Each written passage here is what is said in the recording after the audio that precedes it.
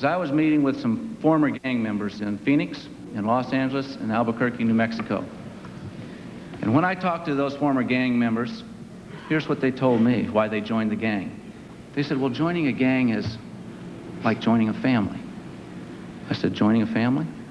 Yes, because the gang offered support, it offered leadership, it offered comfort. It was a way to get ahead. Where have we come if joining a gang is like being a member of the family? Reasons I think it is that more and more people are becoming aware of the fact that there is a problem, and I think that there are some groups that have started to come about in the city. Some citizen groups have come up, and I think that there's been an increased awareness from the school systems. There's been some community meetings. There's been some organizations that have formed to help look at some alternatives for some of these people and some ways to solve some of the root causes of some of these problems. So in that respect, I guess the problem's gotten better. As far as the law enforcement end of it, we haven't seen an increase or a decrease in the activities that we generally attribute to these things. Historically, though, as the weather becomes colder, these problems decrease because a lot of this activity takes place at night, takes place outside, and as the weather becomes colder, a lot of these things just move inside, and so historically the numbers of these incidents would decrease over the winter months. There has been an increase in gang affiliation. The amount of gang activity is still relatively small, but we've seen a new gang emerge in Muscatine. I think for years we had one that was called Latin Kings that had been in Muscatine for many years. And over the course of the last year and a half, we've had another group called GDs that have merged together with a blend of a variety of different types of kids. And so we've seen an increase of the number of students belonging to the so-called gangs in the community.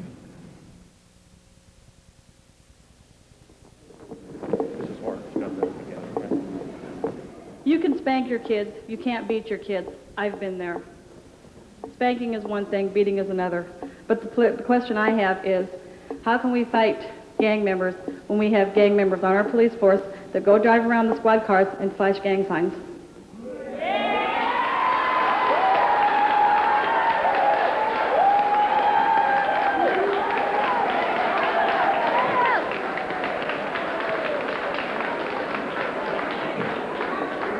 You don't go away. Don't go away. You. Yeah, you forgot to answer the question. Who? You know all this stuff. Who? Come on, come on. Who?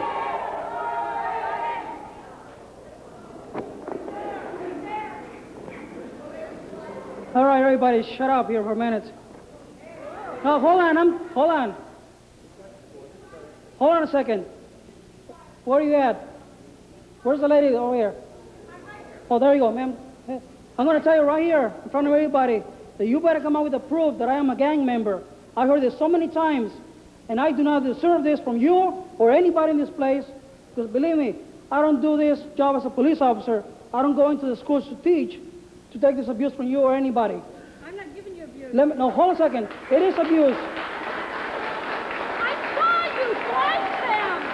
Prove it, ma'am. My eyes. Isn't that proof enough? No, it's not. Prove it. Because there's my boss. It's a I wish contract. I had a camera, believe me to God. I wish I had a camera. I'm going to tell you that until you can prove it, I would suggest you keep your mouth shut. Why? Freedom of speech. Because it's a lie, that's why. No, it's not a lie. Okay. And police officers also said you belong to the gang, Latin King. Name the other police officers that say that, ma'am. I don't know who the police officer was that said it. Let me tell you something. When I don't know the facts, I keep my mouth shut until I know the facts. I saw you do it. And Prove Pearlie is another one that did it. Yes. And I saw him do it. And I've heard this comments from other people in the community. You've heard from so many people that it must be true, correct? No, it is not true. Tell you what, I can probably earn my money sweeping floors or being a policeman, but I love my job. I'm not going to let you or anybody talk like that about me or any of the police officers unless you have proof. I wish I'd Thank you very much. The allegation that was made at the meeting was totally false, was certainly uncalled for, and I think that there is no proof whatsoever to substantiate the fact that that officer or any officer is involved in any gang activity, and I think that was ludicrous on that person's part. There's been some unfortunate categorization by people of the groups by race. That's unfortunate. I think the people that have a good understanding of young people in the community realize that this is not necessarily a racial or ethnic problem. It's a young problem with a relatively small few number of kids in the community. I don't want to perceive it as simply a racial or ethnic problem. We've got in this building 30 to 40 kids involved in 2 groups. That's out of 1,700 kids. Most of our students of all race and ethnic groups are doing very well at Muscatine High School. We've got some small number of kids looking for an identity. Our goal is to find alternatives to that.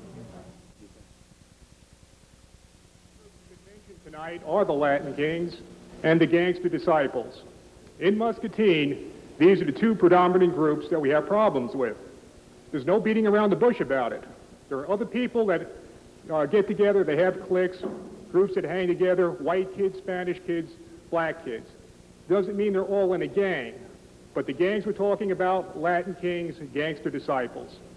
To give you some delineation as far as what they are, they're street gangs. They're not from Muscatine. This is not where these gangs originate from.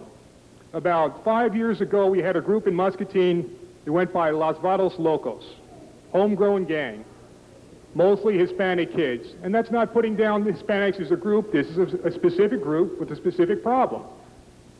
They were assimilated into the Latin Kings. In time, we had another group develop, which were the Gangster Disciples. The difference between the groups, if you read books about it and you talk to people who are experienced in it, there are left side and right side gangs. Left side gangs are the Latin Kings, Vice Lords, gangs that fall within that group. As far as the right side, we have the Gangster Disciples, Black Gangster Disciples, Satan's Disciples, and numerous other groups.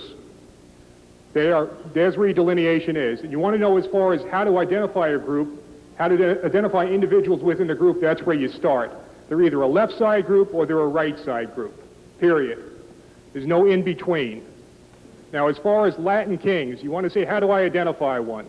Colors is where you really start. Gold and black. These are symbolic colors for that group. You'll see kids with shoelaces in their sneakers. They'll have them intertwined, black and gold.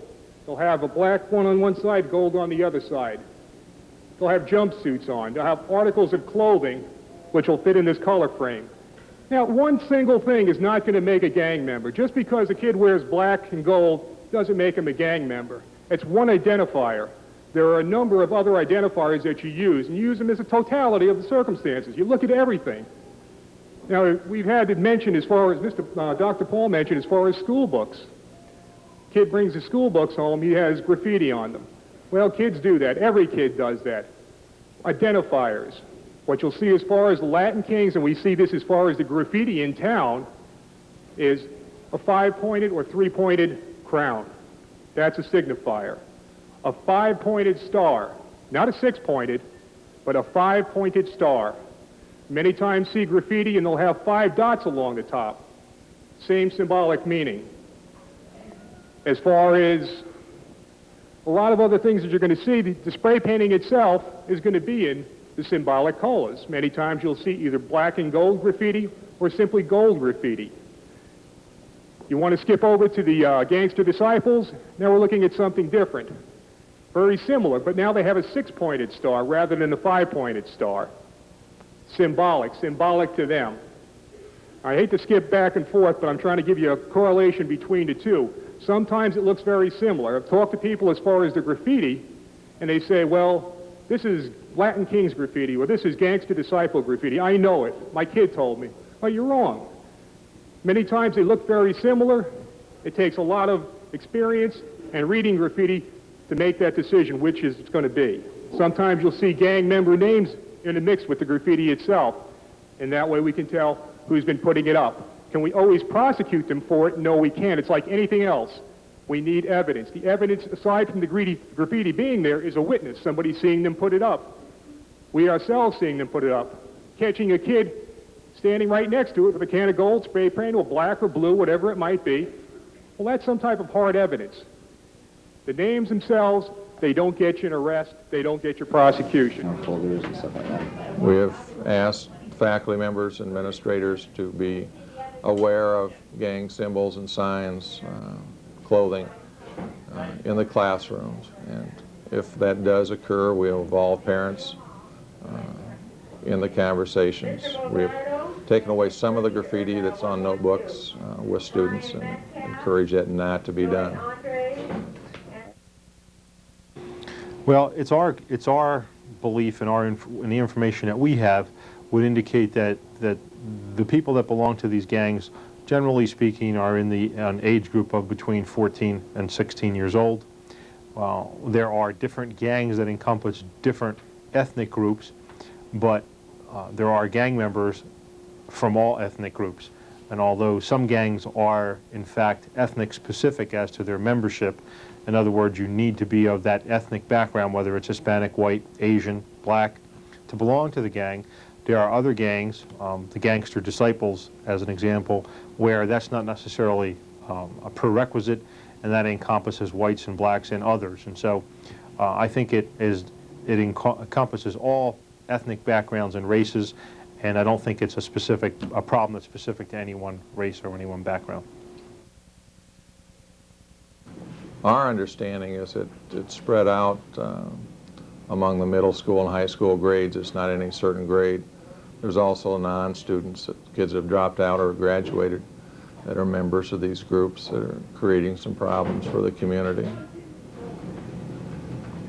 Has there been any like disciplinary changes since the gang activity the attention is given to it? I think the major changes for the school district has been that we've involved the police much earlier in the process when we've had confrontations between kids or problems. This year we are going to have students arrested or escorted from the building if we feel there's a serious problem. We just can't continue to tolerate any disruption of the daily school activity. So that type of consequences increased. We've also increased the amount of parent involvement. We are bringing more parents in to understand we have a feeling that their son or daughter may be associated with a particular group. Do the parents usually believe you, or do they just, We don't make an attempt to make the parents believe us. We simply tell them our general impressions, and then they have to deal with the information. And I think some are beginning to believe now. Initially, very few parents felt their kids were associated with gangs. It was always the neighbor kids and not theirs.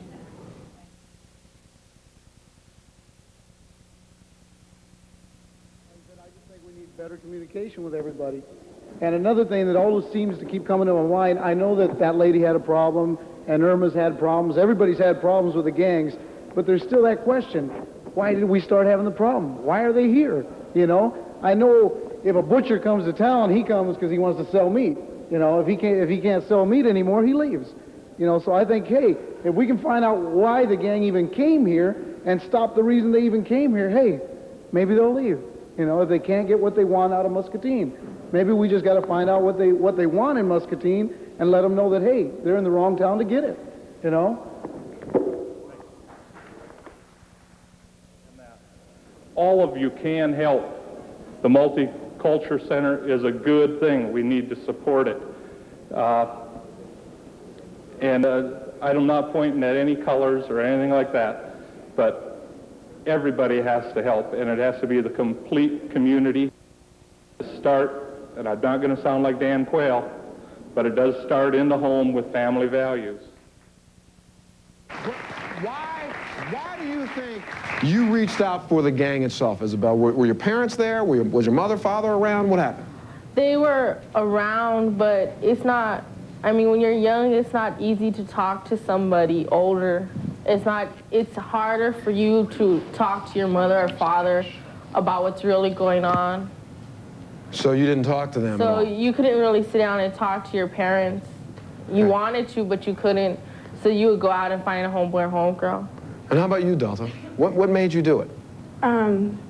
I wasn't able to talk with my grandparents. That's who I live with. I believe because of the generation gap that's between us, age-wise. Okay. Yes, ma'am. Do you think that the town meeting was a success in educating the public about the gangs and their activities? Well, having had about a month to think about it, I think that on one hand it was a success only because it got so many people together in one place in order to exchange information about what we, the police department, feel as well as what other people felt was a problem that's affecting the city. So I think that's really good. I think, though, in hearing some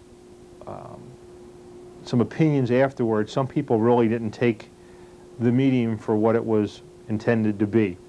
And some of the things that might help to clarify that is that one lady called and she told me that she thought it was simply appalling that I made a statement that this isn't a police problem. Well, that's not at all what I said. What I said was that this wasn't only a police problem, this was a community problem. So I think that for the most part the meeting was a success. In fact, we're planning additional meetings in the hopes that we can continue the momentum that we feel has started from the first meeting and to keep people interested. What happens with things like this historically, sort of like neighborhood watch programs, they'll start up. People who are involved will be very enthusiastic and go out and do all the things that they should do to have a good neighborhood watch. But then if there's no momentum, if there's nobody driving it, what happens is eventually it sort of slows down and stops.